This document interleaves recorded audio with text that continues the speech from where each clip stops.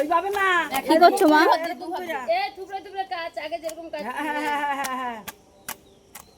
মাম কি করছো তুমি? তুমি বড় হয়ে গেছো নাকি? হ্যাঁ, এই যেদিকে তাকাও।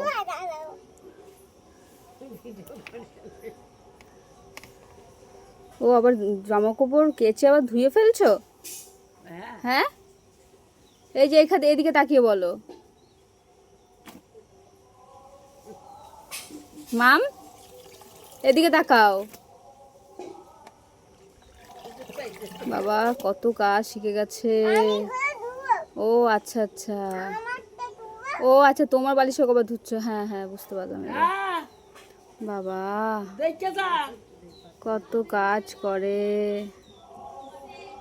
দেখে যা কি করতেছে।